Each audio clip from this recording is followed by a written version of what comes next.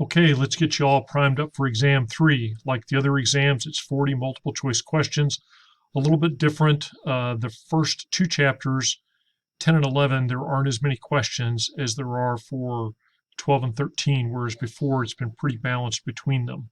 So, corporate governance, it's going to be important for you to understand that small businesses don't typically have agency issues because the owner is the manager and they're on site every day. Then, as they begin to get split, that brings up the definition of an agency relationship. Make sure that you can recognize opportunism on the part of the agent or the hired manager, however you want to put that or phrase that. And then, very important concept to understand that the two things you do principally to solve this agency issue is monitoring of the manager and then try to align their interests through compensation. So, talked about the board of directors and their role in making that happen.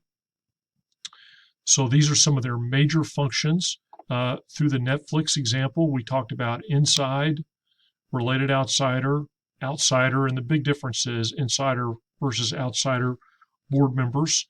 And we looked specifically at the Netflix board. I'm not going to ask you any questions about the Netflix board per se, but we illustrated some important considerations by looking at the Netflix board. Then CEO compensation. Make sure that you understand the trade-off between a CEO compensation that's heavily biased towards salary versus the different types of stock options or bonuses. Also, I skipped over it. There are several questions throughout the exam on CEO duality, where the CEO is also the chairman or chairwoman of the board of directors. I lost myself here. Okay. Make sure you're familiar with activist investors and make sure you know the difference between a golden parachute, a green mail, and a poison pill. Stewardship theory, remember, is the outlier to this discussion, and that is, hey, hire good people. Think about when that might or might not be appropriate or how that contrasts with the existing current theory. And that, I think, has got you all ready for the questions on Chapter 10. Chapter 11, organizational structure. Again, I know that this concept isn't in the book, but it should be because this is really the key to understanding the trade-offs of organizational forms. So make sure that you're real big on when we get to talking about the pros and cons, that you can frame them in terms of these sorts of things.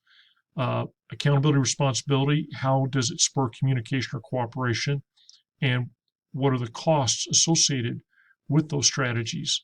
Keep in mind that when a company is relying on financial controls, if you remember, I talked about that's like looking in the rearview mirror. It's important, but to look ahead, you've got to be looking at some other things too. I think there's one question that talks about the simple structure and how as things get more complicated, the boss may need to try to go to a functional structure. But really, to answer the rest of the questions, you're going to have to take the functional, the multi-divisional, and the hybrid model and know their pros and cons. All of the questions are framing situations where you're going to have to say what type of organization would best fit the situation. Remember that a functional is typically associated with low cost, and so it is often associated with a cost leadership strategy. But you can run a differentiation strategy, certainly out of a functional organization. It would just tend to be more of a simple form where you only had one product line or something like that. By the same token, divisionals, because they are often associated with extra cost, not incompatible with the cost leadership strategy, but to be honest, not seen as often, particularly if somebody's going radical cost leadership. You typically don't see divisionals.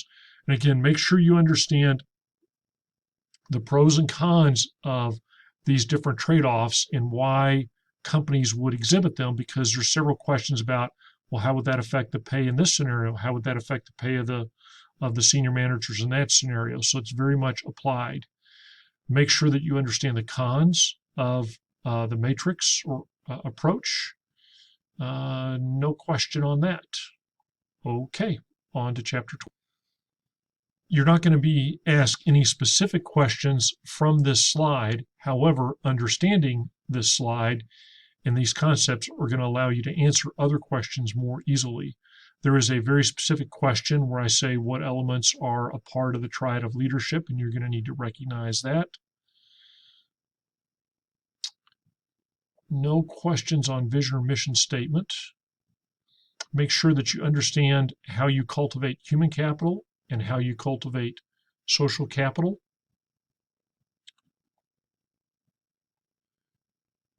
For the balanced scorecard, a couple of questions here. Understand why the balanced scorecard was proposed. Understand the four perspectives and the uses of those four perspectives. There are several questions about organizational culture. So be very clear on what an organizational culture is, and very importantly, how to set and change a culture. There's no specific questions on Amazon's culture, but it certainly we used it to illustrate it. And again, make sure that you understand how cultures are changed and cultures are maintained. Also, same thing for ethical cultures. There's a question on these two slides. Several questions about top management team and succession. Make sure that you really understand heterogeneous versus homogeneous and what they can contribute. And then CEO succession, I would be very able to apply this chart because there are a couple of questions there. And again, make sure that you understand CEO duality. There's a couple of application questions about CEO duality in this area. Okay, on to strategic entrepreneurship. Nothing on this chart will you really need to know other than just be able to recognize a situation where a company is employing strategic entrepreneurship. Understand the notion of creative destruction and be very good on this concept of why big companies should be good at strategic entrepreneurship, but also why they are not always very good at strategic entrepreneurship. Make sure that you can spot the differences between incremental and radical or novel and process innovation, and make sure you understand which type of companies tend to do which type of innovation well. Nothing specific off of this slide. Make sure that you understand these two types of internal innovation, and also make sure that you understand the roles of product champions. Again, why is it so hard? Make sure you understand all of these aspects of how we can make better cross-functional teams. There is a question about alliances, and so I'll talk about that. And then I think what Jeff Bezos says is just so brilliant about innovation that there is a question from about Jeff Bezos's view. Let me make sure that I've got everything addressed. Yes, I do. So that will be the exam. Again, you can have your one-page cheat sheet, 60 minutes for 40 questions. Good luck.